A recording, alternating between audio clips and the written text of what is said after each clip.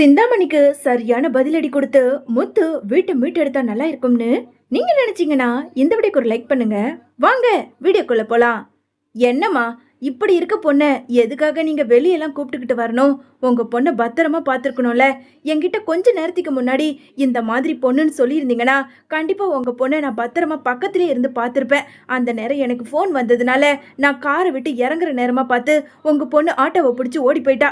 நான் என்னம்மா பண்றது அப்படின்னு சொல்லிட்டு இங்க முத்து காரை வேக வேகமா ஓட்டிக்கிட்டு போக, என்னப்பா பண்றது, அந்த பொண்ணு நல்லதா இருந்தா எவனோ ஒரு படுபாவி என் பொண்ணோட வாழ்க்கையை நாசமாக்கிட்டதுனால அந்த மன அழுத்தத்தினாலேயே இவ மன வளர்ச்சிக்கு ரொம்ப பாதிக்கப்பட்டுட்டாப்பா அப்படின்னு சொல்லிட்டு அந்த அம்மாவை சொல்ல, சரிங்கம்மா நீங்க எதுக்கும் கவலைப்படாதீங்க, இந்த வழியா தான் ஆட்டோ போச்சு, நாம எப்படியாவது கண்டுபிடிச்சிடலாம், நீங்க அழாம பேசாம வாங்க அப்படின்னு சொல்லிட்டு முத்து ரொம்ப ஆறுதலா பேசி அங்க இருந்து தன்னோட கார்ல அழிச்சுக்கிட்டு அந்த பொண்ணையும் தேட ஆரம்பிக்கிறாங்க. இன்னொரு பக்கம் அதே பொண்ணு எங்க மனோஜோட கடைக்கு வந்து எதையோ வாங்க வந்திருக்கிறதா நினைச்சு எங்க மனோஜோ அந்த பொண்ணை அழிச்சு, உங்களுக்கு என்ன வேணுமோ சொல்லுங்க மேடம் அப்படின்னு சொல்லிட்டு இங்க பேச்சு குரல் கொடுக்க, உடனே அங்க இருந்த அந்த பொண்ணுமே, சார் எனக்கு ஜூஸ் வேணும்.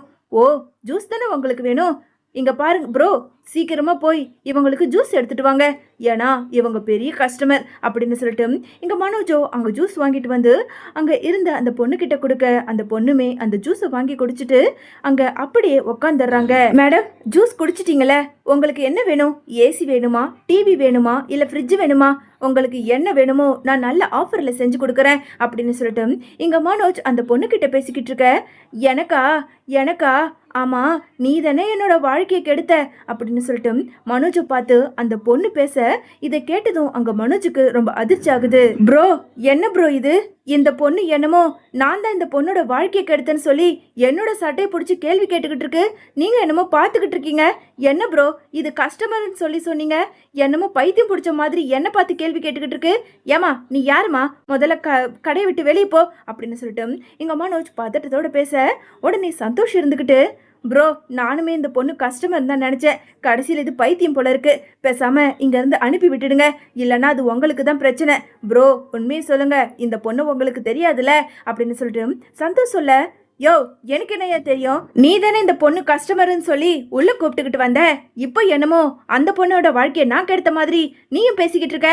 ப்ரோ இதெல்லாம் சரிப்பட்டு வராது, முதல்ல இந்த பொண்ணை இழுத்துக்கிட்டு போய் வெளியே விட்டுட்டு வாங்க அப்படின்னு சொல்லிட்டு மனோஜ் பேச, ஆனாலும் அந்த பொண்ணுமே மனோஜோட கையை பிடிச்சி சட்டையை பிடிச்சிக்கிட்டு, நான் போக மாட்டேன், நான் உன்னை விட்டுட்டு போக மாட்டேன் அப்படின்னு சொல்லிட்டு அங்கேயே பைத்தியம் மாதிரி பேச ஆரம்பிக்குது. கொஞ்ச நேரத்தில் அங்கே இன்ஸ்பெக்டர் வர, இங்கே என்ன சத்தம் அப்படின்னு சொல்லிட்டு அந்த இன்ஸ்பெக்டர் கேட்க, சார் இந்த பொண்ணு யாருன்னே தெரியாது சார், இந்த பொண்ணு என்னமோ ஏன் சட்டையை பிடிச்சிக்கிட்டு இது வாழ்க்கைக்கு எடுத்தேன்னு சொல்லி என்கிட்ட சண்டை போட்டுக்கிட்டு இருக்கு சார், நீங்களே என்னன்னு கேளுங்க சார் அப்படின்னு சொல்லிட்டு மனோஜ் சொல்ல, யார் மணி சார், இவர் தான் சார் என்னை காதலிச்சு ஏமாத்திட்டாரு அப்படின்னு சொல்லிட்டு மனோஜை கை காட்ட, யோ அந்த பொண்ணு தெளிவாக தான் பேசுது, நீ தான் அந்த பொண்ணோட வாழ்க்கையை கெடுத்திருக்க, இப்போ அந்த பொண்ணு வந்து கேள்வி கேட்டா என்னமோ அந்த பொண்ணு மேலே தப்பு சொல்லிக்கிட்டு இருக்க, நடடா ஸ்டேஷனுக்கு அப்படின்னு சொல்லிட்டு இன்ஸ்பெக்டர் பேச, உடனே சந்தோஷம் இருந்துக்கிட்டு, ப்ரோ இந்த பிரச்சனையை சமாளிக்கணும்னா அதுக்கு ஒரே வழி, உன் தம்பி முத்துவுக்கு ஃபோன் பண்ணி இப்போவே வர சொல்லு, அப்படி இல்லைன்னு வச்சுக்கோ நீ ஜெயிலுக்கு போய் கம்பி தான் எண்ணணும் அப்படின்னு சொல்லிட்டு இங்கே சந்தோஷ் சொல்ல, வேற வழி இல்லாமல் எப்படியாவது இந்த பிரச்சனையிலேருந்து தப்பிச்சாகணும் அப்படின்னு சொல்லிட்டு அங்கே மனோஜுமே முத்துவுக்கு ஃபோன் பண்றாரு. மனோஜ் ஃபோன் பண்றத பார்த்து இங்க முத்து ஏற்கனவே பிரச்சனையில சிக்கி இருக்கிறதுனால கால் அட்டன் பண்ணாம கட் பண்ணிக்கிட்டு இருக்கிறத பார்த்து, ப்ரோ என்னோட போன்ல இருந்து முத்துவுக்கு ஃபோன் பண்ணா போனை எடுக்க மாட்டேங்கிறான், நீ கொஞ்சம் ஃபோன் பண்ணி பாரு அப்படின்னு சொல்லிட்டு மனோஜ் சொல்ல, இங்க சந்தோஷம் அங்க முத்துவுக்கு ஃபோன் பண்ண, என்ன இப்போ எதுக்காக சும்மா மாத்தி மாத்தி ஃபோன் பண்ணிக்கிட்டு இருக்கீங்க அப்படின்னு சொல்லிட்டு முத்து கேட்க, ஐயோ முத்து உன் அண்ணன் அதான் மனோஜை போலீஸ் அரெஸ்ட் பண்ண வந்திருக்காங்க அப்படின்னு சொல்லிட்டு சந்தோஷ் சொன்னதை கேட்டதும் உடனே முத்து இருந்துக்கிட்டு, ஏன் இந்த வாட்டி என்ன பிரச்சனையில் போய் மாட்டிக்கிட்டானா, ஐயோ ஏதோ ஒரு பொண்ணு இந்த கடைக்கு வந்தது, ஏதோ பொருள் தான் வாங்க கஸ்டமர் வந்திருக்குன்னு பார்த்தா என் வாழ்க்கையை நீ தானடா கெடுத்தன்னு சொல்லி மனோஜோட சட்டையை பிடிச்சி கேள்வி கேட்டுக்கிட்டு இருக்கு அப்படின்னு சொல்லிட்டு சந்தோஷ் சொல்ல, இங்க முத்துவுக்கு அங்க சந்தேகம் வருது. ஆமா அந்த பொண்ணு பார்க்க எப்படி இருக்கு, என்ன கலர் சுடிதார் தெரியுமா சந்தோஷ், கொஞ்சம் பார்த்து சொல்லு அப்படின்னு சொல்லிட்டு முத்து கேட்க, அந்த பொண்ணு பார்க்கறதுக்கு டீசெண்டா பணக்கார வீட்டு பொண்ணு மாதிரி இருக்கு, பிங்க் கலர் சுடிதார் போட்டிருக்கு அப்படின்னு சொல்லிட்டு அடையாளம் சொன்னதும் முத்துவுக்கு உடனே தான் கூட இருக்க அவங்களோட பொண்ணு தான் அப்படின்னு சொல்லிட்டு கன்ஃபார்ம் பண்ணிட்டு இங்க நேரா அந்த அம்மாவை அழைச்சுக்கிட்டு மனோஜோட கடைக்கு போறாங்க. கடையில ஏற்கனவே அந்த பொண்ணு மனோஜ் கிட்ட பிரச்சனை பண்ணிக்கிட்டு இருக்கிறத பார்த்ததும் இங்க முத்துவோ அந்த அம்மா கிட்ட, அம்மா உங்க பொண்ணு உள்ள அதோ இருக்காங்க பாருங்க அப்படின்னு சொல்லிட்டு முத்து சொல்ல உடனே அந்த அம்மாவுமே வேக வேகமா போய் தன்னோட பொண்ணை அப்படியே கட்டி பிடிச்சி முத்தம் கொடுக்குறாங்க. ரொம்ப நன்றிப்பா, என் பொண்ணு மட்டும் நீ சரியான நேரத்தில் கண்டுபிடிச்சி கொடுக்கலனா இன்னொரு என் பொண்ணை நான் கண்டுபிடிச்சி இருக்க முடியாது. ஏன் தப்பு தான், இப்படிப்பட்ட பொண்ணை நான் வெளியே கூப்பிட்டுக்கிட்டே வந்திருக்க கூடாது அப்படின்னு சொல்லிட்டு அந்த அம்மா அழுதுகிட்டே அங்கே முத்துக்கு நன்றி சொல்ல, அதே சமயம் இங்கே மனோஜ் இருந்துக்கிட்டு, டே முத்து, யாருடா இந்த பொண்ணு? இந்த அம்மா எதுக்காக இந்த பொண்ணை வந்து கட்டி பிடிச்சி அழுதுகிட்டு இருக்கு? என்னாச்சு அப்படின்னு சொல்லிட்டு இங்கே மனோஜ் கேட்க, முத்துவோ நடந்து எல்லாத்தையும் ஒன்று விடாம அங்கே மனோஜ் கிட்ட சொல்ல, சரியா போச்சு, இது பைத்தியமா? அடக்கடவுளே, ஏமா இந்த மாதிரி பொண்ணெல்லாம் எதுக்காக வெளியே விட்டு எங்களோட வாழ்க்கையை அழிக்கிறதுக்காக பார்த்துக்கிட்டு இருக்கீங்க? டே மனோஜ், உனக்கு கொஞ்சமாவது அறிவு இருக்கா? எதுக்காக அந்த பொண்ணை பற்றி இப்படியெல்லாம் பேசிக்கிட்டு இருக்க? மா, உங்கள் பொண்ணு தான் கிடச்சிருச்சுல, நீங்கள் கூட்டிகிட்டு போங்கம்மா, நான் பார்த்துக்கிறேன். இன்ஸ்பெக்டர், இந்த பொண்ணு இவங்களோட பொண்ணு தான், அதனால எந்த பிரச்சனையும் இல்லை. என் அண்ணன் மனோஜ் மேலே எந்த தப்பும் இல்லை அப்படின்னு சொல்லிட்டு இங்கே மனோஜையும் காப்பாற்றி விட்டுட்டு அந்த அம்மாவையும் அந்த பொண்ணையும் அழைச்சிக்கிட்டு நல்லபடியாக அவங்க வீட்டுக்குமே கூட்டிகிட்டு போய் விட்டுட்டு நேராக எங்கள் முத்து வீட்டுக்குமே வராரு. வீட்டுக்கு வந்த முத்துவோ அங்கே மீனா கிட்ட இன்னைக்கு நடந்த எல்லாத்தையும் ஒன்று விடாமல் சொல்ல, பாவங்க, அந்த பொண்ணை நீங்கள் மட்டும் கண்டுபிடிச்சி கொடுக்கலனா அந்த அம்மாவோட நிலைமை நினச்சி பார்க்கவே ரொம்ப கஷ்டமாக இருக்குது. எப்படியோ உங்களால் ஒரு பொண்ணோட வாழ்க்கை நல்லபடியாக கிடைச்சிருக்கு அப்படின்னு சொல்லிட்டு இங்கே மீனாவோ அங்கே முத்துக்கிட்டையும் பேசிக்கிட்டு இருக்காங்க. அங்கே வந்த விஜயாவோ, ஆமாம், எல்லாரோடைய வாழ்க்கையை காப்பாற்றுறேன், சோஷியல் சர்வீஸ் பண்ணுறேன்னு இப்படியே நடந்துக்கிட்டு இருந்தா அப்புறம் வீட்டை எப்படி மீட் எடுக்கிறது? ஆமா, அப்படியெல்லாம் பேசாதீங்க, கண்டிப்பாக வீட்டை மீட் எடுத்துருவேன். என்னோட வண்டியை விற்கிறதுக்காக நான் ஒரு 4-5 இடத்துல பேசியிருக்கேன். கண்டிப்பாக நாளைக்கு ஒரு நல்ல அமௌண்ட் கிடைச்சதுன்னா என்னோட வண்டியை நான் சேல்ஸ் பண்ணிடுவேன் அப்படின்னு சொல்லிட்டு இங்கே முத்து பேசிக்கிட்டு இருக்க. உடனே அண்ணாமலை இருந்துக்கிட்டு, ஏன்பா முத்து, நீ வண்டியை விற்றுட்டா அதுக்கப்புறம் உன்னோட தொழில் என்ன ஆகிறது? நீயே இப்போ தான் கொஞ்சம் கொஞ்சமாக முன்னேறிக்கிட்டு வர, அந்த வண்டியெல்லாம் விற்க வேண்டாம். அப்பா, அதெல்லாம் ஒன்றும் இல்லைப்பா, இன்னைக்கு இல்லைனாலும் நாம் வீட்டை மீட்டு எடுத்துகிட்டு கூட அதுக்கப்புறம் பொறுமையா கொஞ்சம் கொஞ்சமாக மேலே வரலாம்ப்பா. எனக்கு திறமை இருக்குது, மீனா எனக்காக சப்போர்ட் இருக்கா, கண்டிப்பாக வீட்டை நாம் மீட்டு எடுத்துடலாம்ப்பா. நாளைக்கு நான் ஒரு இடம் போகிறேன் அப்படின்னு சொல்லிட்டு இங்கே முத்துமே சொல்லிடுறாங்க. மறுநாள் முத்து அவசரமாக கிளம்பிக்கிட்டு இருக்க. அங்கே வந்த மீனாவோ, என்னங்க, வண்டியை விற்று தான் ஆகணுமா?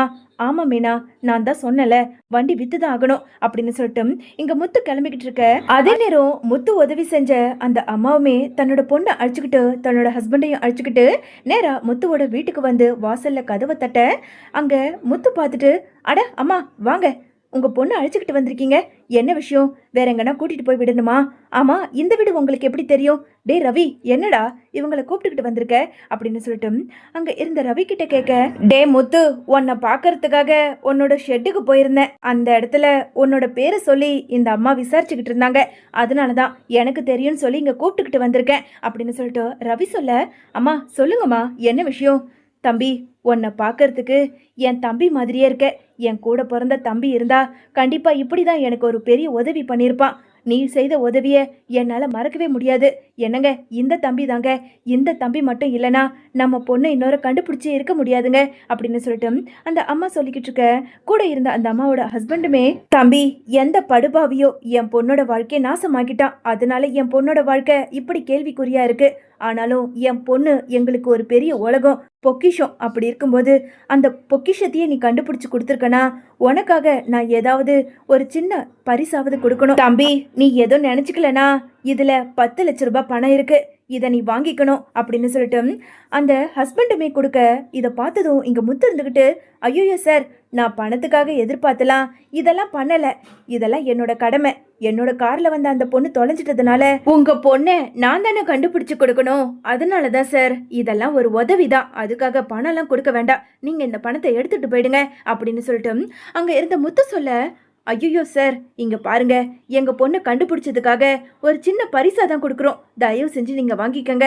அம்மா, நீங்கள் சொல்லுங்க அப்படின்னு சொல்லிட்டு அங்கே இருந்த விஜயா கிட்டேயும் அண்ணாமலை கிட்டேயும் சொல்ல.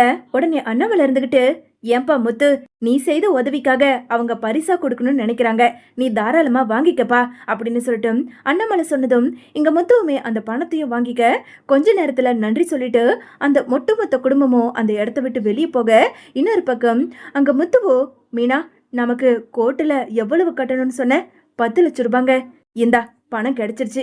அப்பா பணம் கிடைச்சிருச்சுப்பா, இதை எடுத்துக்கிட்டு போய் நாம கட்டி எப்படியாவது நம்ம வீட்டை மீட்டு எடுத்துடலாம் அப்படின்னு சொல்லிட்டு முத்து அந்த பணப்பெட்டிய இங்க மீனா கிட்ட கொடுக்க, உடனே இதை பார்த்துக்கிட்டு இருந்த சந்திராவோ, மாப்பிள்ள உங்களை பார்க்கும்போது எனக்கு ரொம்ப பெருமையா இருக்கு. கடவுள் இருக்காரு, எவ்வளவு கஷ்டப்பட்டீங்க பாருங்க, கடைசியில நீங்க வண்டி விற்காத நிலைமைக்கு உங்களை தேடி பணம் வந்திருக்கு, நீங்க செய்த உதவினால அப்படின்னு சொல்லிட்டு சந்திரா பேசிக்கிட்டு இருக்க, உடனே அண்ணாமலை இருந்துகிட்டு, பாத்தியா விஜயா, உன் பையன் மனோஜ் எங்க இருக்கான், உன் பையன் முத்து எங்க இருக்கான், நீயே பாரு. உன் பையன் மனோஜ் வெறும் கடங்காரனாதான் ஒட்டுமொத்த குடும்பத்தையும் அந்த வீட்டை விட்டு வெளியே அனுப்பியிருக்கான். ஆனா நான் வளர்த்த என் முத்து ஒருத்தருக்கு உதவி செய்ய போனதுனால என் புள்ளைய தேடி 10 லட்சம் ரூபாய் பணம் வந்திருக்கு. இதனால நம்மளோட வீடும் நம்ம கைக்கு வரப்போகுது. நீ முத்துவை நினைச்சு பெருமையாயிரு. அதை விட்டுட்டு எப்ப பாரு முத்துவை குறை சொல்லிக்கிட்டு இருக்காத. முத்து, உன்னை என் புள்ளன்னு சொல்லிக்கிறதுக்கு எனக்கு ரொம்ப பெருமையா இருக்குப்பா. அம்மாடி மீனா, உன்னையும் நினைச்சா எனக்கு பெருமையா இருக்குமா.